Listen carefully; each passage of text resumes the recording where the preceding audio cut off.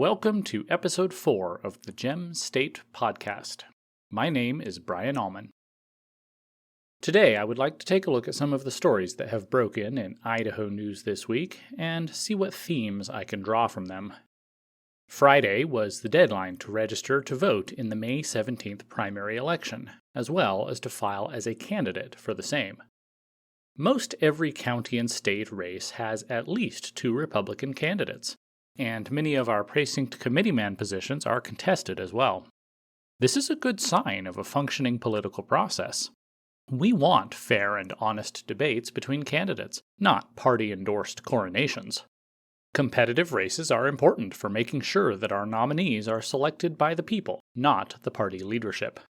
For example, this May, Republican voters will have a chance to vote for Representative Priscilla Giddings for Lieutenant Governor, rather than House Speaker Scott Bedke, who is the preferred choice of big business, big pharma, and the donor and lobbyist class.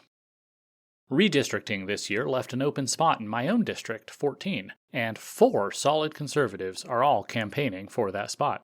Tracy Kalish is a Republican activist from here in Eagle who has done a lot of work organizing conservatives over the last few years. Ted Hill is a veteran who has been flying for the U.S. Navy for nearly 40 years and is passionate about protecting American values. Caleb Hubery is a businessman and political activist from Emmett, which is now combined with Eagle in District 14.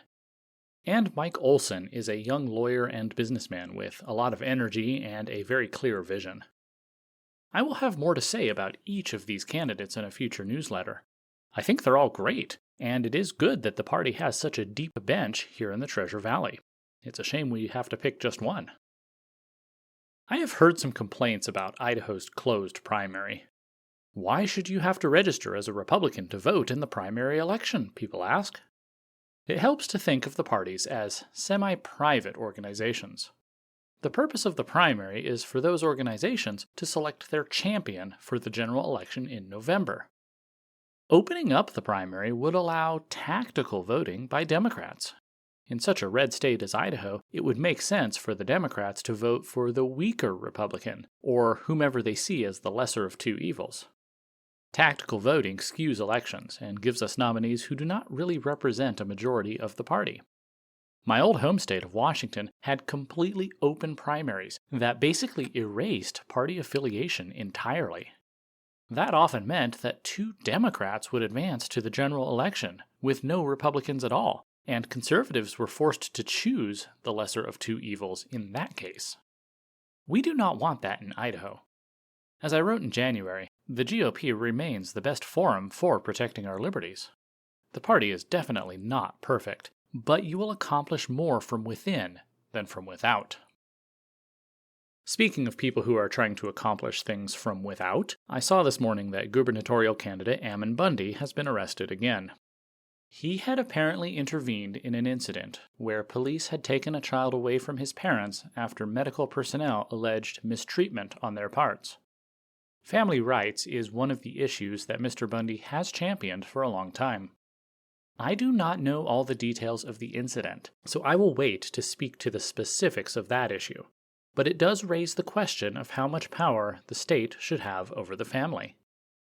Defenders of state intervention will bring up the most extreme cases of child abuse, arguing that the government has a moral obligation to remove children from such harmful environments. On the other hand, we are starting to see this authority be horrifically abused, as government bureaucrats use the police to take children away because their parents homeschool them, or do not vaccinate them, or even because they refuse to allow their children to be mutilated in the name of transgender ideology. So where do we draw the line? I think it should be drawn as far away from government as possible. While there are extreme cases that require intervention, government almost always abuses power we give it, and so we need to maintain constant vigilance. Speaking of vigilance, my post this week about reclaiming our libraries came at an opportune time.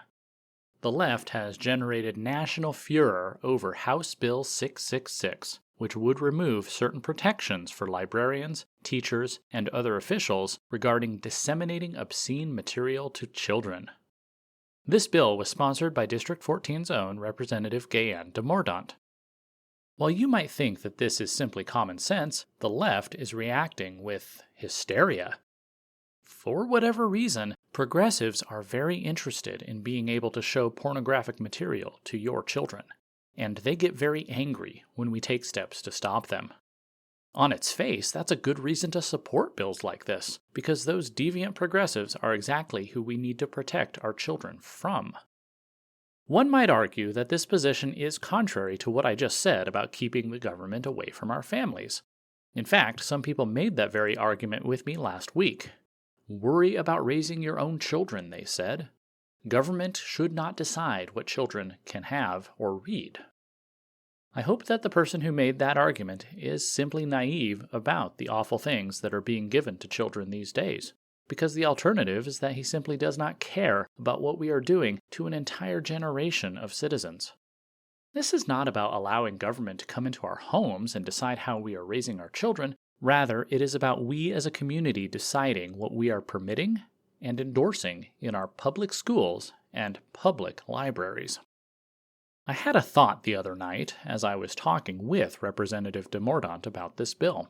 Trying to define obscenity is a loser's game. The left will draw us into picayune arguments over what constitutes pornography, or what specific age group should be allowed to read what specific material. This bypasses the main issue, which is that we as a community have the right and the obligation to determine what our children have access to in the public square. Left-wing communities like San Francisco might want to expose their toddlers to hardcore pornography, and while this is tragic, there's little we can do about it, except to encourage families to leave those hellholes. On the other hand, we can and must use our public institutions to promote our values, while keeping this harmful nonsense out. The public square cannot be neutral. We eventually acquiesced when the left demanded we pull back our faith and our values, and we expected that they would agree to a truce and allow the public square to be objective. But nature abhors a vacuum. Once we stopped preaching our values, they started preaching theirs. The values that the left preaches to our children are deviant and degenerate and harmful.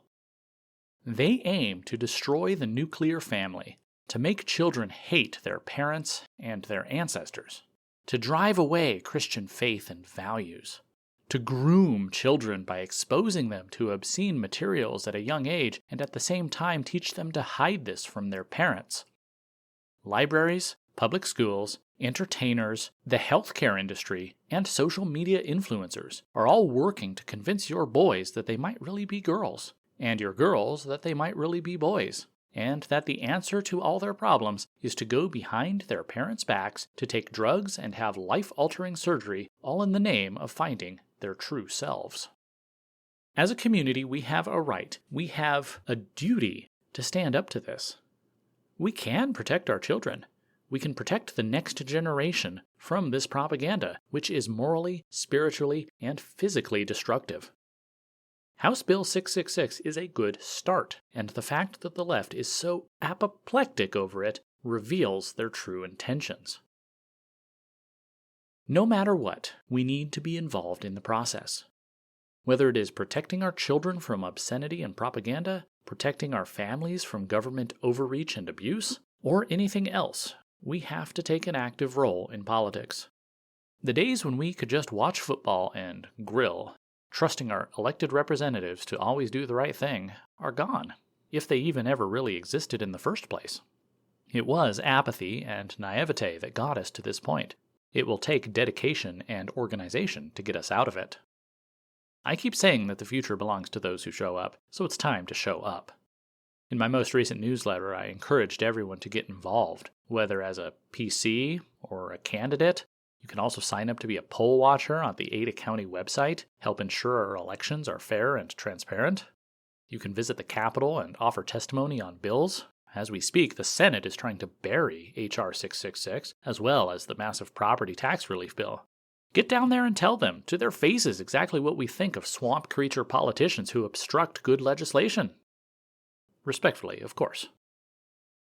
So that is where we stand today. We have just over 2 months until the primary election, so we will see a lot of campaigning. It will be intense and maybe even heated, but the process is necessary to select our champion. Let's get out there and strike a blow against the establishment, as well as big business, big pharma, big politics. Let's win some races for the people, and do our duty as a community to protect our children. The public square is not a neutral place, so let's get in there and get in the game. I'll talk to you later.